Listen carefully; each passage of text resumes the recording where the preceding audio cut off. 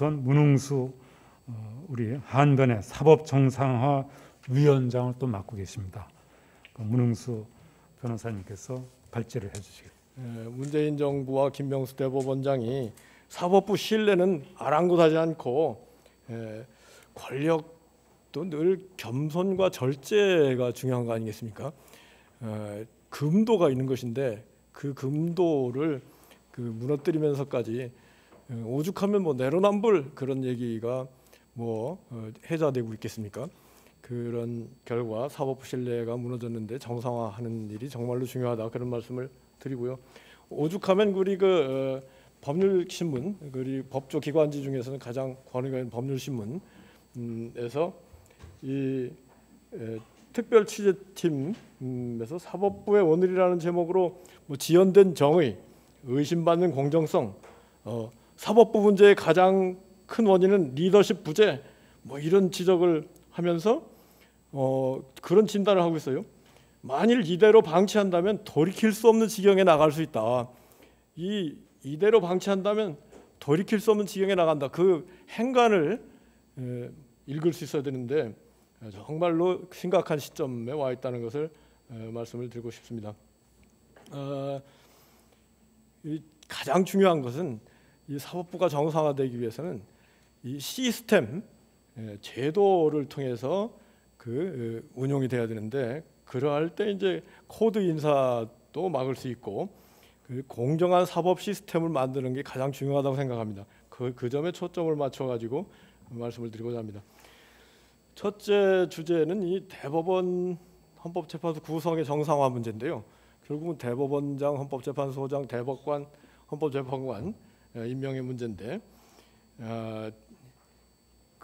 조금 전에도 말씀드렸지만은 과거에는 최소한의 금도가 있는 가운데서 이 임명이 이루어졌는데 지난 5년에는 이 노골적으로 우리 좌장님께서 말씀하셨습니다만 노골적으로 안면 몰수하는 철면 피식으로 그렇게 코드 인사를 해온 탓으로 아주 사법부 신뢰의 위기가 온 가장 큰 원인이라고 생각합니다.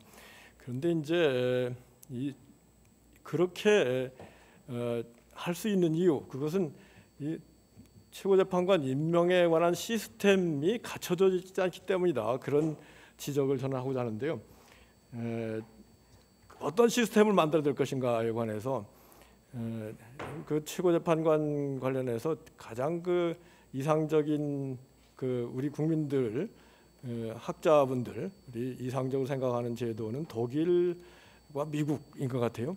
근데 이 독일의 경우를 보면은 최고재판관, 헌법재판소 재판관을 임명하는데 국회 3분의 2 동의를 거쳐서 임명을 하게 되어 있습니다. 그래서 정말로 모든 점에서 이 실력과 덕망 갖춰져 있고 불편부당하지 않을 수 있는 그런 분들이 독일 헌법재판소 재판관으로서 일을 하게 돼 있거든요. 우리나라도 그렇게 가야 결국은 우리 국가적으로 가장 큰 주제가 통일 아니겠습니까? 독일은 통일을 이루는데 그러한 정의로운 사법부 재판을 통해서 뭔가 통일의 기초가 마련되지 않았는가 그런 생각을 합니다. 우리도 통일이 되기 위해서는 정의로운 대한민국을 먼저 만들 때 통일도 있고 그러기 위해서 이 3분의 2 동의 관련해 가지고 굉장히 지금 현재 시점으로서는 비현실적이죠. 여야가 극한적으로 대립하는 상황에서 3분의 2 동의 정치권에서 해서 최고재판관들 임명하자 굉장히 비현실적인 얘기긴 합니다만 앞으로 우리 사법부, 대한민국의 사법부가 갈 길은 저는 그쪽이라고 생각합니다. 그래서 통일헌법을 만든다면 그때라도 이 3분의 2 동의를 요구하는 헌법 개정이 이루어진다면 바람직하지 않겠는가 생각합니다. 그게 가능하겠는가? 통일이 언제 가능하냐? 사법부 정상화가 어떻게 가능하냐? 이런 회의적인 시각을 가질 수도 있지만은 지금 우리 100년 전에 우리나라가 어땠습니까? 100년 전에 1922년에 뭐 독립 3.1운동 뭐 실패하고 정말 이루 말할 수 없는 비참한 지경에 있습니다. 지금 이런 상황이 되지 않았습니까? 그러니까 우리가 100년을 그 바라보고 앞으로 향후 100년을 바라보고 그 큰 그림을 그린다면은 불가능한 일은 없다고 생각합니다. 제가 한변에 들어와서 이렇게 활동을 해보니까 정말로 한반도 통일과 인권을 위한 변호사 모임인데요. 이 북한 인권, 여러분 그 북한도 우리 대한민국이고 같은 동포들 민족들인데 북한의 인권을 그 생각하지 않는다면 이것은 정말 후한무치한 일이고 북한 인권에 대해서 관심이 없는 상황에서는 절대로 통일이 이루어질 수 없다고 생각합니다. 그래서 저는 참 그 우리 한변 모임을 귀중하게 생각하고 그런 그 소돔고모라가 뭐 의인 10명이 없어서 그 망했다고 그러는데 이 한변 때문에 대한민국이 제대로 그 굳건히 정상적으로 가고 있고 나아가서는 우리 한변이 좀 더 열심히 할 때 통일도 이루어지고 그 한반도 통일과 인권을 위한 변호사 모임 얼마나 중요한 우리 모임인지 모르겠습니다. 그래서 먼 그 100년 앞에까지 내다보면서 그런 말씀을 드리는 건데요. 그 다음에 이 자료지 13페이지 라항에 나와 있는 부분 이게 제가 강조하지 않을 수 없습니다. 지금 헌재 대법원 헌재 재판관 대법관 6년 단임제로 그 전부 운영되고 있거든요. 그래서 50대 초반에 임명돼 가지고 50대 후반에 퇴임한 뒤에 뭐 지금은 뭐 3년인가 그 변호사 로펌에 취업을 못하게 돼 있는데 그 다음에 또 취업해가지고 여전히 전관예우의 큰 그 의혹, 불신 원인이 되고 있거든요.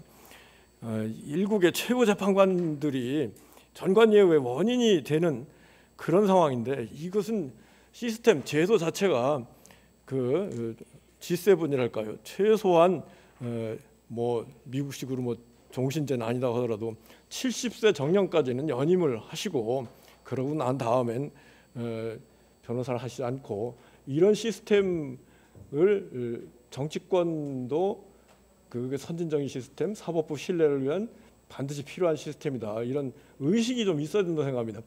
그러면서 제가 통탄하는 것은 아니 정치권은 그런 의식을 못 갖는다고 하더라도 대법원장이라면은 그런 의식이 있어야 되지 않겠습니까? 대법관들이 뭐 자기 그 좋은 사람들 막 임명시키려고 이렇게 뭐 할 게 아니라 먼저 그 사법부 신뢰를 위해서 어떠한 대법원 헌법재판소가 돼야 되겠는가 이런 관심을 의식을 갖고 가능한 한 정년까지 대법관 헌재판 근무할 수 있도록 연임할 수 있도록 그런 그 식으로 해왔어야 되는데 지금 전혀 그 해방 70년이 넘었음에도 불구하고 그렇게 되지 않고 있는 걸 보면 참 저로서는 이 우리나라 대법원장이 일국의 대법원장이면서 사법부 신뢰, 국가 백년대계 이런 데 마인드는 없고 자기 자신의 무슨 그 세력 뭐 자기 좋아하는 사람들로 하여금 그 대법관 헌재재판관 되도록 하려는 그런 아주 사심 소화적인 마인드로 그 사법부를 운영해 왔기 때문에 지금 이런 결과가 돼 있다는 것을 강력히 지적하고자 합니다. 법률신문에서 김명수 대법원의 문제점을 지적하면서 이대로 가서는 뭐 대법원 사법부가 그 장래가 없다 그런 얘기까지 하는데 그 얘기 가운데는 이대로 가서는 안 된다. 그 얘기 가운데는 지금이라도 김 대법원장이 그 후임자에게 자리를 넘겨주고 후임자가 나서서 이 문제를 해결하도록 해야 되지 않을까 그런 생각을 합니다. 안 그렇습니까? 전체 국민들 이게 알만한 사람도 다 알고 있습니다. 근데 이제 우리 법조인들 가운데는 고양이 목에 누가 방울을 달랴 해가지고 뭐 그냥 지나가는 경향이 있는데 일국의 대법원장이 됐다면 이런 심각한 문제가 있다는 것을 온 국민에게 고백하고 이것을 개혁하기 위해서 어떻게 할 것인가 지구위를 걸고 자리를 걸고 해야 될 문제가 아니겠습니까? 그런데 이제 여기에 대해서 이제 해결책 굉장히 어려운 문제인데 상고 허가제냐, 뭐 심리 불속행제냐, 뭐 상고 법원제냐 그런 그 문제가 있는데 제가 생각하는 해결책은 지금 현재 우리나라 대법원의 대법관 14분 가운데 대법원장 행정처장 빼고 12분이 실질적으로 재판하는데 그 12분을 위해서 재판 연구관이 한 100명 가까이 있습니다. 그래서 이 물리적으로 대법관들이 원심 판결 상고 이유를 전부 볼 수 없는 상황이니까 이 재판 연구관들이 상당한 실질적인 대법원 재판을 관여하고 있는 게 현실이거든요. 이 현실을 차라리 양성화해서 대법원을 이원화해서 이 재판 연구관들을 대법관이 아닌 법관을 둘 수 있다고 헌법에 규정이 되어 있으니 그래서 그러면 뭐 부가 지금 12개가 구성될 수 있는 거 아니겠습니까? 대법관 12분 가운데 그리 재판을 하고 실질적으로 재판을 하고 그러면서 하급심을 광정을 해야 하급심들이 긴장을 하고 제대로 재판을 하지. 대법원에서 그냥 뭐 하급심에 대해서 전혀 그 심사를 안 하면은 하급심 어떻게 되겠습니까? 우리 뭐 대법원에 재판 그냥 넘어가더라 이렇게 되면 하급심이 긴장을 않고 아주 문제가 많은 판결들이 양산될 수 있는 그런 위험성이 큰 시스템이다. 그런 걸 지적하지 않을 수 없습니다. 이것 관련해서 이제 그러면은 이 사심제가 되는 거 아니냐 그런 걱정하실 수도 있는데 그렇지는 않습니다. 기본적으로 대부분의 사건은 이 소부 대법관 한 분과 대법원 판사 두 사람으로 소부에서 처리하고 그리고 뭐 판례 변경이 필요 있는 사건, 중대한 사건 뭐 이런 사건들 또 뭐 소부에서 의견이 갈리는 사건들 이런 사건들은 전원합의체에서 원벤치에서 전원합의체를 좀 더 활성화해서 갈 때 신뢰받는 우리 사법부가 될 수 있다는 게 제 생각입니다. 또 이것과 관련해서 야 대법원에 무슨 뭐 판사가 100명씩이나 이게 말이 되냐 뭐 이런 얘기를 하실 수 있는데 미국의 대법원 주대법원까지 포함하면 뭐 한 300명. 독일도 실질적으로 여러분 여러 최고법원들이 최고법원 판사가 300명이 넘습니다. 왜 독일이나 미국에서 최고법원 판사를 300명씩 이렇게 두고 재판을 하겠습니까? 그거는 하급심 문제를 광정하는 길이 그렇게 해야 된다. 우리나라 법관들이 독일 법관보다 우수하다고 보십니까? 뭐 비슷할 수는 있지만 우수하다고 할 수 없는 거 아니겠습니까? 그렇다면은 이 대법원에 100명 정도의 판사를 두는 것도 바람직할 수 있다 그런 생각입니다. 물론 뭐 우리 사법부 신뢰가 완전히 회복돼 가지고 상고 허가제로 완전히 갈 수 있어서 그렇게 된다면 뭐 이런 문제가 그때는 상고 허가제를 확실하게 할 수 있겠지만 지금 상태에서는 일단은 이런 대법원 이원화를 생각을 해야 되지 않겠는가 그런 생각을 합니다. 그 다음에 이제 17페이지에 네 번째 나온 이 하급심 개선 방안 문제인데 참 제가 자장님께서 소개도 하셨지만은 한 25년 전부터 법원이 제대로 된 법원, 선진 법원이 되기 위해서는 어떻게 해야 될 것인가, 전관 예우에 대한 불신을 없애기면 어떻게 될까 이런 것을 뭐 강력히 제가 발언을 하면서 지금까지 왔습니다만 그러면서 여러 가지 생각도 하고 이번에 이 논문을 이 발제문을 준비하면서 제가 이렇게 다시 한번 정리한 내용이 뭐냐면 이 자료제 17페이지에 나오는 이 내용인데요. 하급심 판사 보직 지금 뭐 김명수 대법원장이 뭐 법원장 선거를 한다 뭐 선거에서 뭐 추천해도 뭐 문제가 있어서 이렇게 뭐 우왕좌왕하고 법원장 선거제가 얼마나 심각한 문제가 있는지는 법률신문 기사를 보면 알 수 있는데요. 그런데 이게 근본적으로 이 자료제 17페이지 나에 나와 있는 이 법원조직법 44조에 모든 법관의 보직은 대법원장이 한다 이렇게 돼 있거든요.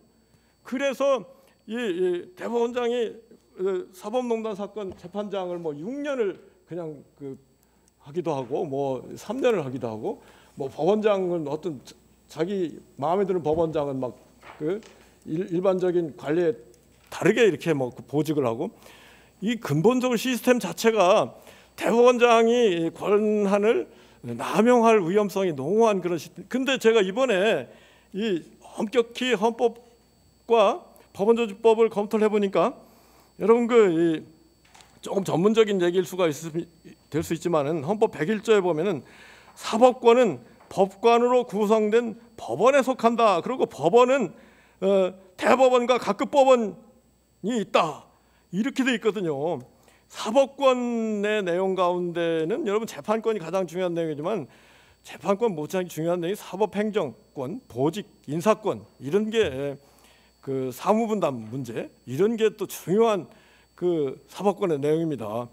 어떤 판사에게 어떤 일을 맡기고 사무분담 기준을 어떻게 하고 이게 제대로 안 되고서야 대법원장이 뭐 임의로 자의로 뭐 자기 말 잘 듣는 법원장 통해 가지고 뭐 이렇게 저렇게 사무분담을 하고 보직을 한다면은 이게 법관들이 제대로 재판할 수 있겠습니까? 이게 아주 근본적으로 우리 국민들도 아셔야 될 내용이 뭐냐면 사법권에는 재판권과 사법행정권이 있다. 근데 재판권과 사법행정권이 법관으로서는 법원에 있다. 각급 법원에 있다. 이렇게 헌법에 돼 있거든요. 그러면은 사무분담, 보직 이것은 각급 법원에서 권한이 있는 것이고 각급 법관으로 구성된 법원이니까 법관 회의를 통해 각급 법원의 법관 회의를 통해서 사무분담 보직을 결정해야지 그것을 대법원장 혼자 할 수 있다. 이런 법원조직법 44조는 근본적으로 이 헌법 101조 위반이다. 그런 지적을 하고 이게 개선이 돼야 된다는 말씀을 드립니다. 국회에서 법원조직법 내용 가운데 법관들은 최소한 한 법원에 4년 근무해야 된다. 그리고 4년 동안 사무분담을 변경해서는 안 된다. 왜냐하면 안 그렇겠습니까? 내가 1년 이 보직을 맡다가 내년에 다른 보직을 맡게 된다. 그러면은 골치 아프고 복잡하고 어려운 사건은 다음 재판부한테 넘기는 경향이 있습니다. 이것을 근본적으로 막기 위해서는 4년 동안 사무분담 보직을 변경 못한다. 이런 입법이 있어야 된다고 생각합니다. 거기에 관해서 하여튼 조금 전문적인 얘기긴 합니다만은 왜 그렇게 법원 내부적으로 자꾸 보직을 바꾸는가? 그건 이제 판사들이 선호하는 재판 업무가 있고 조금 어려워하는 재판 업무가 있거든요. 그런데 이제 판사들이 선호하는 재판 업무가 주로 민사 재판을 선호합니다. 민사 재판은 뭐 아주 뭐랄까요? 젠틀하다 할까요? 이렇게 사실 인정하고 법리 적용해서 결론 내리면. 근데 이제 형사 재판은 유무죄 때로는 사형이냐 이런 굉장히 정치적인 문제도 있고 어렵고 우스개로 말씀드리면 여러분 판사들이 제일 하기 싫어하는 재판이 뭔지 아세요? 가사 재판, 이혼 재판이라고. 왜 이혼 재판을 제일 싫어하는지 아세요? 그거는 지옥도를 보는 것 같다. 서로 막 이혼한다고 배우자를 욕하는 거 제일 싫어하는 재판이 가사 재판인데 이런 선호 문제 때문에 이제 보직을 바꿔주려고 하는 건데 그렇다면은 아이디어가 있을 수 있는 거 아니겠습니까? 민사 재판을 기본적으로 다 반씩하고 나머지 어려운 재판을 조금씩 추가해서 하면은 보직을 안 바꿔도 충분히 그런 가능성이 있는데 그런 생각을 해봤습니다. 결론적으로 우리 이것도 지적하지 않을 수 없습니다. 우리 지금 이재명 국회의원 지금 민주당 대표가 데려오는 분인데 이분 선거법 관련 재판해 가지고 이 뒤에서 우리 변호사들이 수군수군 하는 건 다 여러분 못 들었습니까? 어떻게 대법관실에 일개 기자가 막 열 몇 번이나 이렇게 들락날락 할 수 있겠습니까? 그거에 대해서 결국은 그 사람이 또 이재명 의원하고 가장 친분이 있는 기자였고 그러면서 또 들락날락한 대법관 권순일 대법관이 캐스팅 보트를 쥐고 그 결국은 그런 결론이 난 것에 대해서 그 우리 양식 있는 변호사들 모이면은 뭐 야 그거 그냥 넘어갈 수 있느냐 다 얘기를 하는데도 불구하고 이게 굉장한 사법 불신의 원인이 되고 있거든요. 이런 것도 한번 정말로 사법 신뢰를 회복하기 위해서 문제를 지적하지 않을 수 없다고 말씀을 드리겠습니다. 정말로 우리 정의로운 사법부가 되기 위해서 사법부 독립과 함께 신뢰받는 사법부가 되기 위해서는 어떻게 해야 될 것인가 여러 가지 말씀을 드렸습니다만 굉장히 조금 뭐랄까요 실현 가능성은 여러분 그렇게 많아 보이지 않죠? 그게 좀 어려운 얘기입니다만 근데 우리가 꿈을 가지고 움직여야 되겠죠. 결론적으로 22페이지에 내가 결론은 뭐냐면 누가 법관 인사를 하는가 보다 더 중요한 것은 법관 인사의 원칙이 뭐냐 그 원칙을 확립하는 일 그건 국회에서 법원조직법에 규정을 해서 확고히 해줘야 될 내용이라고 생각합니다. 법관 인사를 객관화하는 게 너무나 중요하다. 그럴 때 사법부 독립과 신뢰의 첫걸음이 될 수 있다.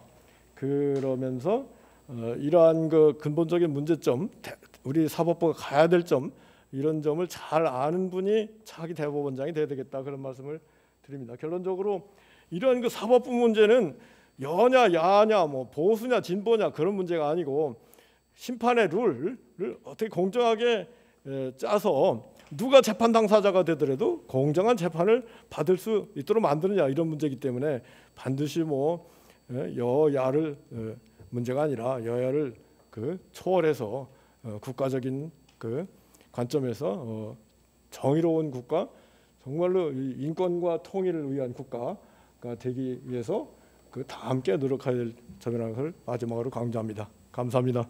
문재인 정권 때 편파적으로 대법관과 헌법재판관이 선임된 것의 제일 큰 요인은 대법원장 부적격자인 김명수가 대법원장으로 임명되어 그가 대법관 전원을 제청하고 헌법재판관 9명 중 3명을 지명하는 것에 있습니다. 뒤에 구체적인 언급을 합니다마는 압축해서 말씀드리면 사법기관 비정상화에 관련된 만악의 근본은 최근 5년간 김명수에게 있습니다. 단언할 수 있습니다. 차관을 국무총리로 임명하는 건 큰 무리입니다. 차관을 국무총리로 임명하고 싶으면 그 사람을 장관을 한 1년 정도는 1년 이상은 시킨 다음에 그 다음에 국무총리로 임명해야죠. 그런데 차관급인 김명수 춘천지방법원장을 대법원장으로 임명하는 것은 더 큰 무리입니다. 우리나라의 대법원장 임명에 관한 해방 이래의 확립된 관례에도 어긋납니다. 당시에 민주당이 일본에서도 하급 법원장을 대법원장 임명한 사례가 있다고 해서 김 대법원장 임명 동의안이 간신히 가결되었습니다. 그러나 일본의 그 사례는 김명수의 경우와 많이 달랐습니다. 엄청나게 달랐습니다. 2008년에 다케사키 히로노부 도쿄 고등재판소 장관이 대법원장으로 임명됐는데 당시 일본의 법관 출신 대법관 5명 중 3명은 대법원장이 되더라도 정년까지 1년 반 미만만 남아있었고 2명은 폐암에 걸렸었기 때문에 도쿄 고등재판소 장관 일본의 하급 법무관 중 서열 넘버 1입니다. 그 사람을 대법원장으로 임명하는 것이 자연스러웠습니다. 정상적이었습니다. 두 줄 건너뛰어서요. 반면에 우리나라에서 김명수가 대법원장으로 임명될 때에는 전직 대법관 중 대법원장으로 임명되면 70세의 정년까지 임기 6년에 전부 또는 대부분을 채울 수 있는 사람이 여러 명 있었고 김명수는 현직 법관 중 서열 46위에 불과했습니다. 제가 한 명 한 명 정확하게 세고 검사까지 또 했습니다. 틀림없이 46위에 불과했습니다. 김명수는 더군다나 대법관을 하루 대보기는커녕 대법관 후보 추천위원회로부터 대법관 후보자로 단 한 번도 후보자로 추천 받아본 적도 없습니다. 어떻게 이런 자를 졸지의 대법원자로 임명합니까? 그 이유는 김명수가 충성 맹세를 했기 때문에 무리해서 대법원장으로 임명된 것입니다. 서면에 충성 맹세라는 표현을 쓰는 것이 좀 고민되었지만 아무리 생각해도 이렇게 표현을 하는 것이 맞는 말이기 때문에 이렇게 썼습니다. 많은 법조인들이, 법조인 아닌 분들은 모르지만 법조인 중에서도 여기에 관심 많은 사람들은 김명수가 우리법연구회 및 국제인권연구회 호메인이다라는 걸 알고 있었습니다. 호메인이 민주당 정권에서 하나회의 중심 인물을 육군참모총장으로 임명해서는 안 되는 것과 마찬가지로 우리법연구회와 국제인권법연구회의 호메인이를 대법원장 임명해서는 결코 안 됩니다. 그럼에도 불구하고 문 대통령은 김명수를 통하여 사법부를 장악하고 사법부를 뒤집어 놓기 위해서 상대적으로 무능한, 상대적으로 불성실한 그런 법관들을 김명수를 통해서 요직에 앉히고 자기 마음대로 조정하기 위해서, 뒤집어 엎어버리기 위해서 김명수 임명을 강행한 것입니다. 문재인 대통령과 김명수 대법원장은 요직에 인류를 기용하지 않고 이류나 삼류를 기용한 점에서 많이 닮았습니다. 구체적으로 이름을 여러 사람 거명하면 아주 실감 나겠습니다만 시간의 제한 때문에 그렇게는 못합니다. 요직에 인류를 기용하면 자신의 경력과 능력 때문에 요직에 기용된 것으로 생각하여 임명권자, 즉 사람에게는 별로 충성하지 않고 국민에게 충성하는 경향이 있음에 비하여 요직에 이류나 삼류를 기용하면 황송해서 임명권자, 즉 사람에게 충성하고 국민에게는 별로 충성하지 않는 경향이 강합니다. 인류가 아니면서 황송하게도 턱없이 대법원장으로 임명된 김명수 자신이 그런 제일 현저한 사례입니다. 김명수는 대법원장 취임 이후 문재인에게 충성할 사람 위주로 대법관을 제청하였고 능력은 한참 떨어지는데도 그 법관들의 경력을 보면 압니다. 그렇게 제청했고 법관 인사를 재판 능력 위주가 아니라 우리법연구회, 국제인권연구회 위주로 편파적으로 행하였고 사법권 독립을 후퇴시켰습니다.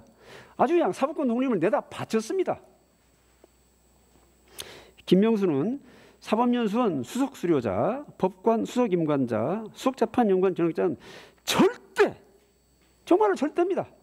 단 한 명도 대법관을 제청하지 않고 기수와 능력이 한참 뒤인, 뒤에도 뭐 한참 뒤인 판사 중에서 2년 위주로 제청하였으며 서울중앙지법부 법원장과 민형사 수석부장과 형사합의부장과 영장전담부장 등의 요직을 인류가 아니라 일부러라는 말을 제가 구도로 강조합니다. 일부러 이류나 삼류에 2년 위주로 부하는 인사를 행하였습니다. 수원지방법원장 2019년에 월간 처리 권고 건수, 권고하는 재판 건수를 종전보다 대폭 낮춘 문서를 배포해서 제가 직접 보고 깜짝 놀랐습니다. 다른 법원들도 그 기준을 많이 따라갔습니다. 이런 사태는 이게 중요합니다. 정당성과 권위가 허약한 김명수 대법원장이 하급심 법관들의 사건 처리 부담을 줄여줘서 그들의 지지를 받자는 속셈에서 발생한 것입니다. 법관 중에 상당수가 김명수 대법원장을 물러나시오 하면은 굉장히 난처하게 됩니다. 역시 내부에서 물러나라는 말이 많이 나오는 것이 제일 두려운 것입니다. 우리나라 민주화 후 1988년에 직선제 개헌 후 김용철 대법원장님이 그래서 물러났습니다. 저도 그때 그 법관 파동 때 서명한 판사 중에 한 명인데요. 내부의 판사들이 물러나라 하는 것이 제일 무서우니까 일을 대폭 줄여서 인심을 얻는 것입니다. 그 결과 많은 재판이 편향되고 불공정해지고 지연되었습니다. 통계는 읽어보시면 실감하실 것입니다. 그리고 판결문의 질도 떨어졌습니다. 예를 두 개만 드리겠습니다. 써놓지는 않았는데, 백년 전쟁 사건, 이승만 대통령과 박정희 대통령을 일방적으로, 노골적으로, 악의적으로 폄하하고 비난한 그 백년 전쟁 프로그램, 그런 프로그램을 방송에서는 안 된다고 해서 방송통신위원회가 제재를 가했는데, 그 제재 처분을 취소해달라고 하는 소송에서 1심, 1심 다 원고 패소했죠. 제재를 받아야 한다. 그런데 뜻밖의 대법원이 그걸 뒤집어서 아무런 제재도 가해서는 안 된다. 제재가 너무 무겁다는 게 아닙니다. 아무런 제재도 가해서는 안 된다. 그런 참 공정과 상식에 배치되는 그런 대법원 판결이 나왔습니다. 그 대법원 판결에 다수의견 낸 대법관들, 다음 대법원장 꿈도 꿔서는 안 됩니다. 후보자로 한 번이라도 거론조차 되어서는 안 됩니다. 하급심 판결 중에는 젊은 사람이 자기가 속하지 않은 대학교에 들어가서 문재인 대통령을 비판하는 대잡으로 붙였더니 주거침입죄로 기소했습니다. 그걸 1심 판사가 떡하니 유죄 판결했습니다. 주거침입죄는요, 주거의 평온, 주거의 사실상의 평화를 깨뜨릴 때 주거침입죄지, 남의 대학교에 들어가서 평온하게 얌전하게 대잡으로 붙였는데 그 대잡의 내용이 현재의 대통령을 비판하는 내용이면 주거침입죄다? 턱도 없습니다. 그거 확립된 대법원 판례입니다. 대법원 판사들 다 합니다. 그거 알면서도 그걸 유죄 판결했습니다. 1심에서. 그리고 제2심에서는 무죄로 완전히 뒤집었는데 그 제2심 재판장은 제가 직접 압니다. 한 가지 유감은 좀 일찍 무죄로 하지, 미루고 미루다가 금년에 정권이 바뀌니까 무죄 판결했습니다.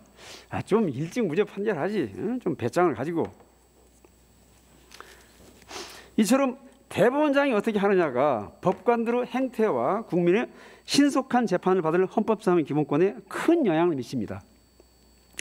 삼성전자나 현대자동차도 문재인 대통령과 김명수 대법원장처럼 인사를 하면 반드시 망합니다.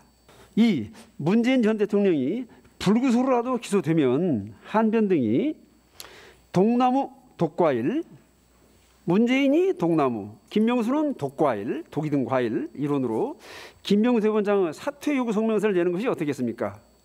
김명수가 끝내 사퇴하지 않고 임기를 다 채우더라도 김명수에 대한 사퇴 요구 성명이 있기는 있어야 하지 않겠습니까? 새 대통령 취임 후 단체의 김명수 사퇴 요구 성명서가 하나도 없으면 김명수가 구라의 막개가 아닌 것으로 되지 않겠습니까? 3. 방송통신위원장이나 국민권위원장이 사퇴 요구를 거절하다가 임기를 다 채우지 못하고 사퇴하면 김명수 대법원장의 사퇴를 요구하는 것이 어떻겠습니까? 4번은 생략합니다. 그 다음 이 상고심 개선책, 이거 너무 어려운 문제입니다. 저는 그중에 한 가지만 말씀드리겠습니다. 대법관 증언은 바른 방안이 아닙니다. 대법관 증언을 주장하는 분이 드물지않게 있습니다. 제가 이 책 6권을 가지고 왔습니다. 이게 전부 뭐 상고제도 개선 공청회, 상고제도 개선 뭐 세미나, 상고제도 개선 다 상고 대법원 그걸 개선하자는 것인데, 여기 제가 다 참석해서 제 의견도 얘기를 하고 또 경청을 하면서 깊이 생각을 해봤습니다. 그러나 이거 다 종합해 보면은 도저히 이 대법관 증언은 바른 방안이 아니라고 자신 있게 말씀드릴 수 있습니다. 이 정도만 하고요. 라항으로 건너뛰어서 상고심 개선의 바른 방향은 상고허가제입니다. 근데 상고허가제는 국민의 인기가 없습니다. 그러니까 선거가 없을 때에 우리 국가를 위해서 상고허가제를 도입할 필요가 있습니다. 자, 하급심의 개선책으로 법관 근무평정을 활용할 필요가 있습니다. 법관 근무평정을 활용을 하면은 법관이 관료적으로 된다. 법관이 법원장, 대법원장의 눈치를 보게 된다.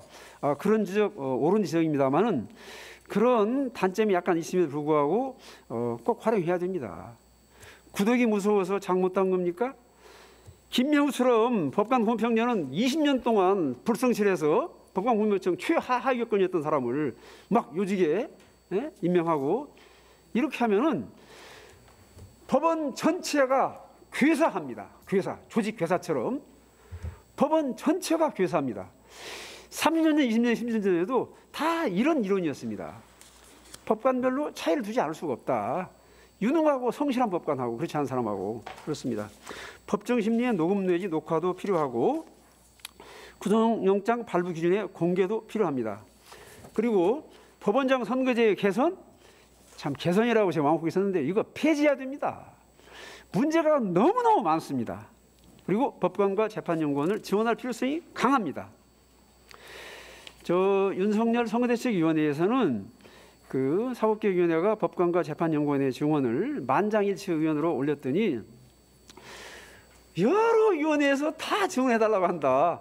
경찰 지원해달라, 소방관 지원해달라, 교원 지원해달라. 그래서 이걸 어떻게 할 수 없다. 그래서 그냥 채택이 안 됐지만 반대했던 건 아닙니다. 자, 결론으로 주재 발표자님의 견해대로 보수냐 진보냐, 여당이냐 야당이냐 상관없이 공정하고 신뢰할 수 있는 사법제도를 만들어야 합니다. 시간 초과해서 죄송합니다. 먼저 대법원 및 헌법재판소 구성과 관련해서 3분의 2 이상의 국회 동의를 얻도록 하자라는 부분에 있어서는 저는 대단히 비현실적이다라고 생각을 합니다. 지금 과반수 동의를 얻기도 쉽지 않고 미국의 예를 보면은 사실상 과반수 동의를 얻게 하는데도 불구하고 대통령이 자기가 선호하는 인물보다는 그 상대 당에서 비토하지 않을 인물, 그 중간적인 인물을 지명하는 경우가 많다 그러거든요. 근데 우리나라의 경우에 이거를 3분의 2 동의를 유효하도록 해버리면은 상대당이 한다 그러면 무조건 반대하는 것이 현실인데 사실상 임명 자체가 불가능하게 될 거고 그렇게 된다면 결국 지명할 수 있는 거는 상대방에서 어떻게든 반대하지 않을 그러니까 그 상대방에게 전혀 해가 되지 않을 이럴 인물들 외에는 사실상 지명하기가 어려워질 것입니다. 그래서 그거는 결과적으로 그 우리의 현실을 고려한다면은 대단히 문제가 많은 거 아니냐 하는 생각이고요. 70세 정년도 저는 최고법원의 법관의 임기는 느는 것이 맞다고 생각을 하지만은 지금 현재처럼 대법관 1인당 연 3,000건 이상의 사건을 처리하는 상황에서는 육체적인 능력을 이게 감당이 가능하겠느냐. 그러니까 이 문제도 그 신급제도라든가 법원 구조 전체 문제와 아울러 논의가 되어야 될 문제라고 생각을 합니다. 상고식 개선책과 관련해서는 현재 3심제를 원하는 긍정적 요구가 강하고 그리고 그 사건 분담은 어떻게든 해결해야 되기 때문에 상고법원 이원화를 제시하고 있는데 독일의 예를 들었지만 독일은 헌법재판소가 대법원의 상위기관입니다. 그러니까 사실상 헌법재판소가 대법원이라고 봐야 되고요. 최고법원이라고 봐야 되고요. 미국의 경우에는 연방대법원 대법관수는 9인이고 주 대법관의 대법관 수는 9명도 안 되는 경우가 대부분입니다.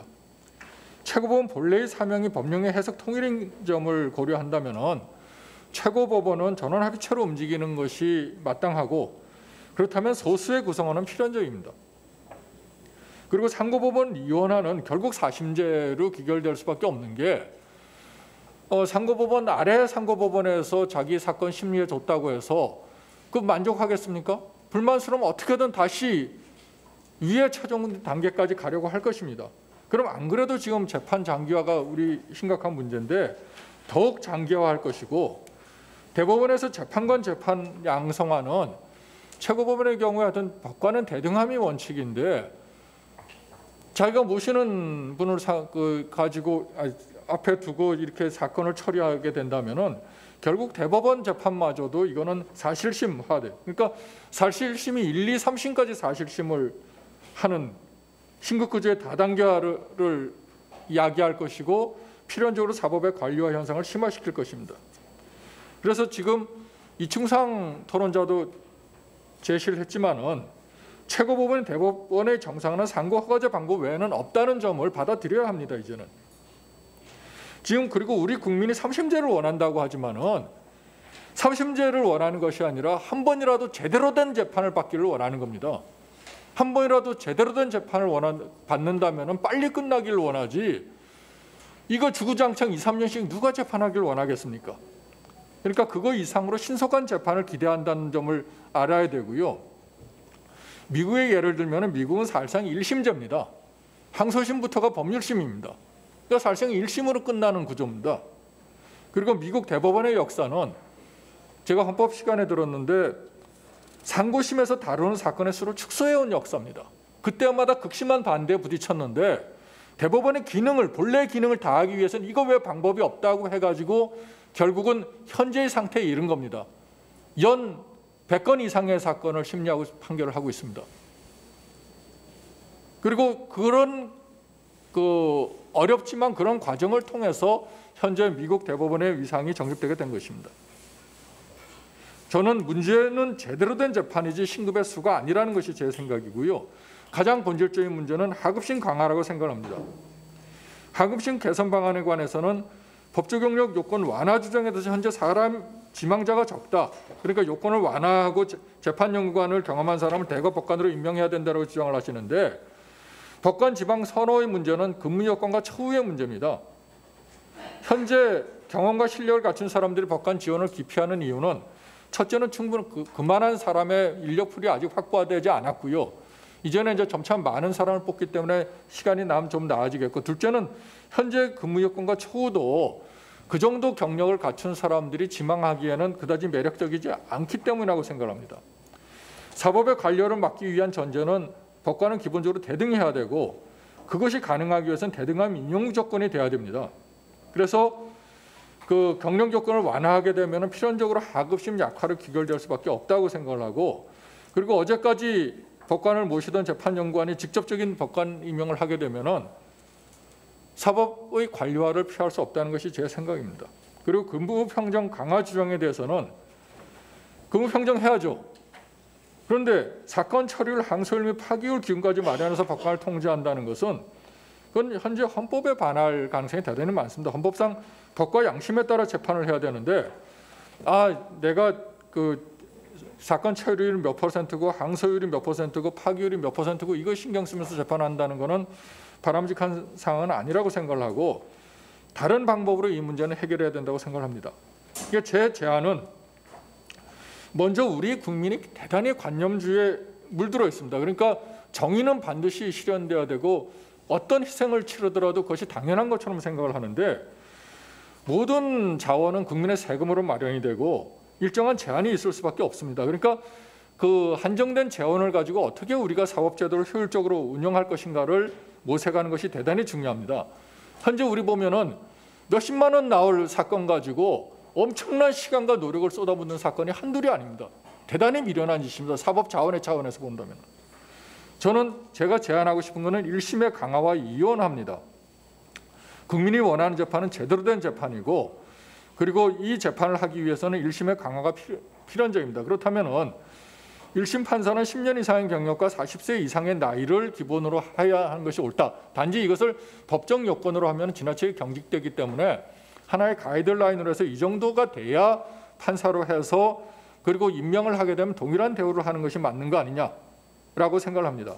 그래서 1심을 대신에 1심을 단독화해야 되고, 그리고 그 많은 사건을 처리하기 위해서는 1심을 이원화하는 걸 고려해야 됩니다. 버지니아 주법원이 그렇게 하고 있는데, 간이한 사건의 경우에는 간이한 재판을 통해서 신속하게 해결하고 거기에 대한 불복하는 사건이나 중요 사건의 경우에만 그 정식의 재판 과정을 통해서 하는 1심으로 가게 됩니다.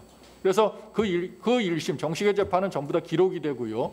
항소하게 되면 그걸 풀어가지고 이제 항소심의 자료를 삼는 이런 구조로 가고 있습니다. 그래서 그리고 1심 판결은 최대한 그 주장에 대한 법원의 판단만을 기재하는 이런 식으로 간이화해가지고 재판 인력의 효율화를 기해하고요. 상급심의 구성은 항소심부터는 법률심으로 해서 사실 인정과 관련해서는 1심에서 정결되도록 만들어야 됩니다. 그리고 재판부는 대등한 3인으로 구성을 해서 판결도 법리에 치중해서 작성이 돼야 되고요. 대법원은 상고 허가제를 통해서 국가적으로 영향이 큰 소수의 사건에 집중해서 처리할 수 있어야 된다고 생각을 합니다.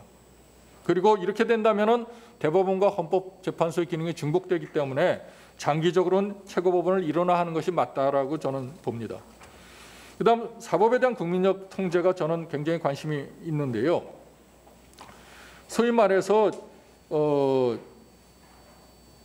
지금 가장 큰 문제가 괴물 같은 법관의 등장입니다. 과거에도 물론 우리나라 법관의 연소화 그리고 경험의 부족은 문제였지만은 그 당시에 재판부라는 것은 합의 부장으로부터 철저하게 도제식으로 교육을 받는 기관이었습니다. 그래서 그 기관을 통해서 굉장히 많은 것을 배우고 깨닫고 자기가 주의할 점을 알게 되고 그리고 외부 변호사들과도 만나면서 외부에서 나를 어떻게 보거나 하는 걸 깨달았는데 지금 외부와 단절되고 내부에서도 부장이나 이런 사람과 대화하기를 원하지 않습니다. 자기 시간 갖기 원하고 배석 판사가 대학원 다니면서 공부합니다. 같이 재판 끝나도 같이 식사하고 하기를 원하지 않습니다. 그렇게 시간 보내던 사람이 단독이 되면은 괴물이 돼버립니다. 아무도 통제를 못합니다. 제가 그래서 이 상황을 해결하기 위해서는 어떤 식으로 해결할 것이냐. 첫째, 저는 사법참여제도로 실시되고 있는 배심제를 더욱 활성화해야 된다고 생각합니다. 지금 아직까지 굉장히 생소하기 때문에 이것이 잘 안 되고 있는데 그리고 변호사들도 꺼려하고 피고인들도 꺼려합니다. 그런데 소수의 사건이라도 실제로 이것이 시행되게 되면은 이것이 재판의 기준이 될 수밖에 없습니다. 지금 사실상 형사재판에 있어서 의심스러울 때 피고인의 이익으로 재판한다고 누가 믿습니까? 배심한테 그 소리 못할 겁니다. 판사가 적어도. 의심스러우면 검사 이익으로 판단하세요. 그거 깰 수 있습니다. 그리고 그 쓰레기 같은 수많은 기록, 수사기관에서 만들어진 기록, 그거 집어던질 수 있습니다. 그거 배심 재판 아니면 불가능합니다. 그래서 이 재판에 대해서 이걸 활성화해야 되고 판사가 개인적인 생각으로 참여 재판을 거부하는 일은 없도록 막아야 됩니다. 지금 차명진 의원 사건에서 부천 지원에서 받아들였거든요. 단독 사건을 합의부로 이송해 줬습니다. 재정합의. 그래서 재정합의부에서 이거를 국민참여재판으로 하기로 결정을 했습니다. 그런데 지원해서 못하기 때문에 이거를 인천법원으로 보냈더니 인천법원에서 다시 의향을 물어가지고 배제를 해버린 거예요. 1차적으로 결정이 난 거를 뒤집은 겁니다. 그래서 제가 항고 재항고에서 대법원까지 갔는데 이유도 없어요. 그냥 원심 결정이 옳다는 겁니다. 그래서 다시 이제 내려오게 됐는데 이따위 식으로 해서는 안 됩니다. 배심 재판은 국민의 권리로 인식을 해야지 피고인의 자기 위험 부담 안고서 하겠다는데 판사가 거부해버리는 이런 일이 있어서는 안 됩니다. 일단 기피제도 활성화돼야 됩니다. 사실상 제가 담당한 사건 중에 형사 사건 중에 고소인 측 증인 딱 2사람, 검찰 측 증인 2사람 신문하고서 법정 구속해버려서 4번을 한 번도 빠짐없이 나온 사람을 이건 유죄의 예단 아니냐. 피고인 측에 그 다음 재판에 자기 증인 하려고 했는데 법정 구속을 해버린 거예요. 그래서 기피 신청을 하면서 제가 그 사건을 그래도 판사에게 기피 신청이라는 게 가혹하기 때문에 논의를 해서 재배당을 통해서 해결하고자 본인 면담 신청에서 거부해, 지원장 면담 신청 거부해, 법원장 면담 신청 거부해. 결국 제가 법원 행정처 차장을 만났습니다. 차장이 하는 얘기가 당신 심정 충분히 이해한다. 하지만 지금 요새 상황 알지 않느냐. 조금이라도 뻐끗했다가는 난리 난다. 판사들의 자기 권리만 알지 국민에 대한 자기 의무를 생각을 안 합니다. 이따위 식으로 재판하면서 기피 신청에 대해서 뭐라고 판단하냐. 그거 객관적으로 증명을 하라는 거예요. 피고인 보고. 그리고 다 기각을 해버리는 겁니다. 지금 현재 우리 사법부는 국민을 위한 사법부가 아니라 판사 자기들을 위한 사법부가 돼버렸어요. 마지막으로 정식의 징계 제도 외에도 재판 진행의 부당성이 명백한 경우에는 당사자가 이에 불복할 수 있게 하고 이러한 사건을 다루는 외부 인사가 참여하는 기관을 고등법원 단위로 두는 걸 고려해야 됩니다. 지금 징계 제도를 통해서 하는 것은 대단히 절차가 복잡하고요. 이거는 미국 연방법원에서 하고 있는 제도인데 연방 항소법원 단위로 이런 기관을 둬서 운영을 합니다. 미국은 실형을 하더라도 판사를 직무에서 배제 못하는데 탄핵밖에 없습니다. 그런데 이 제도를 통하게 되면은 업무에서 배제하는 것까지 가능하다는 겁니다. 실제로 정광훈 목사 사건에서 정광훈 목사에 대한 그 호불호는 뭐 사람마다 다르겠지만은 10월 3일 그 집회 가지고 그 한 100여만 원 피해 난 걸 가지고 영장 청구했는데 도주 및 증거인멸의 우려 없다고 기각했거든요. 다시 영장이 그 다음에 그 여당 아니 그 보수 정당 사람들이 많이 됐으면 좋겠다, 많이 지원해달라 그 얘기했다가 선거법 위반으로 다시 영장이 청구가 됐습니다. 그래서 도주 및 증거인멸이 어렵다, 사정 변경된 거 없다. 그리고 이것 그 당시 시점이 후보자 특정 안 됐기 때문에 이거는 선거운동이 될 수도 없다. 영장 발부돼서는 안 된다. 근데 아무 사정 변경 없는데 영장 발부돼 버렸어요. 적부심 기각돼 버렸어요. 근데 1, 2, 3심 다 무죄 났습니다. 이따위 짓을 하고 있는 거예요, 지금. 그래서 이런 거는 막을 수 있어야 된다. 국민이 주권자인 국가에서 판사가 법과 양심에 따른 재판은 최대한 보장을 하되 국민의 군림에서 안하무인으로 행동하는 법관에 대해서는 적절한 통제를 가해야 합니다. 그래서 이러한 제도를 활성화된다고 생각을 하고, 그다음에 대법원장 제왕적 대법원장을 전제로 해가지고 뭐 추천위원회 만들어야 된다 하는 이 부분에 대해서는 현재의 상황에서는 맞습니다. 하지만 이 연원을 보면은 우리나라의 대법원장은 과거 독재 정권 시절에 대통령이 하도 사법부를 옥조이고 하니까 그거를 막기 위해서 이렇게 대법원장에게 권한을 부여한 겁니다. 사실상 대법원장 자신도 국민에 의해서 직접 선출되지 않기 때문에 정당성에 한계가 있습니다. 그런데 그 대법원장이 다른 최고법관들을 제청을 하고 임명 제청을 하고 그 판사들을 임명을 하고 임명 보직권을 다 갖는다는 것은 전혀 법원의 원리에 맞지가 않습니다. 세계 어느 나라든 대법원장은 더 퍼스트 저지지 더 하이스트 저지가 아닙니다. 그래서 이거는 원래 다른 대법관과 동일한 입장으로 만드는 것이 맞고요. 그다음에 각 법원에서 법원장을 뭐 선거를 해가지고 그 뭐 어쩌고 하는 이것도 웃기는 짓이고, 각 법원을 로컬 룰을 만들어서 거기에 따라서 자연적으로 인사가 되는 게 옳습니다. 이 정도로 제 의견 간단하게 얘기합니다.